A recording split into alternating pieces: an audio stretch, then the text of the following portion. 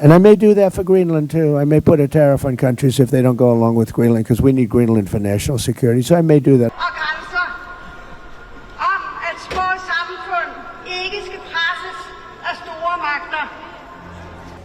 Trump-EU standoff intensified on January 17, 2026, when Trump imposed a 10% tariff on 8 EU countries that supported Greenland.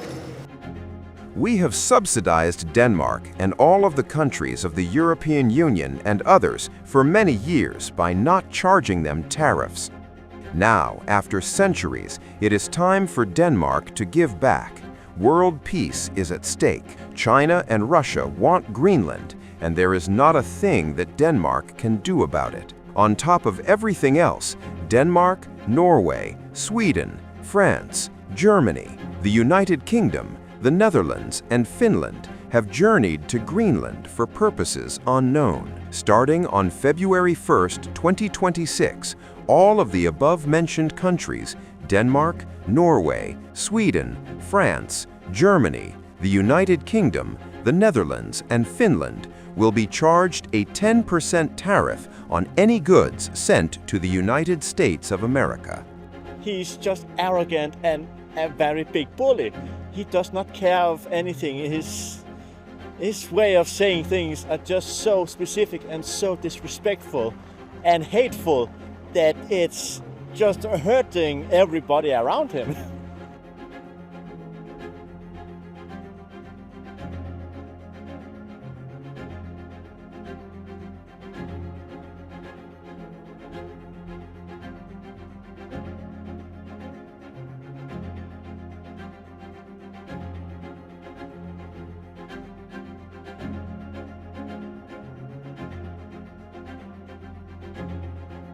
The messages that we hear regarding Greenland are extremely concerning, and we have had discussions also among the Europeans. If this is a real threat, and if it is, then what would be our response? So, as Denmark has been a good ally for United States, and all these statements are not really helping the stability of the world, I would say. The international law is very clear.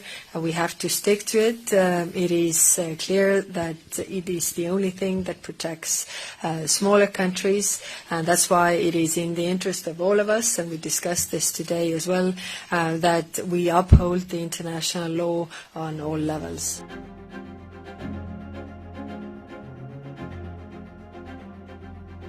Trump flags that if the United States of America doesn't take over Greenland, then Russia and China will take over it. And I may do that for Greenland, too. I may put a tariff on countries if they don't go along with Greenland, because we need Greenland for national security. So I may do that. I'll give you a little.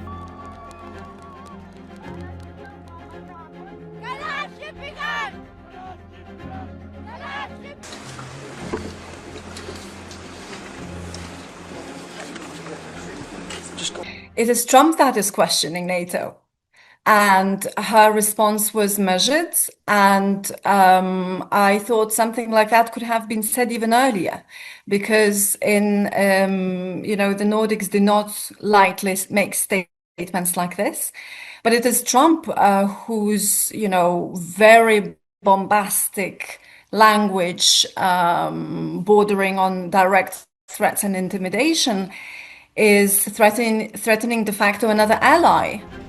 While Trump ramps up threats against Europe, officials from Greenland and Denmark visited the White House hoping to resolve the dispute peacefully. However, the Trump administration refused to budge from its position. Meanwhile, when most European countries stand in solidarity with Greenland, Italy sides with Trump and has refused to send military troops in Greenland. I still don't believe in the assumption that the United States will take military action to take control of Greenland, an option that I clearly would not share. I've already put it in black and white, but I don't think it would suit anyone. I don't think it would suit the United States of America either, so to speak. And this was also been reaffirmed in the statement signed by the main European leaders. It must also be said that at present, we say the hypothesis of an intervention to take control of Greenland has been excluded by both Marco Rubio and Donald Trump himself. I think that the Trump administration, with its methods, let's say which are a little assertive, very assertive, is focusing above all on the strategic importance of Greenland and of the Arctic area in general, for its interests and for its security. U.S. President, after slapping 10% tariff on 8 EU nations, is trying his best to pressurize Denmark to give up on Greenland. The question is, will Trump ever get Greenland?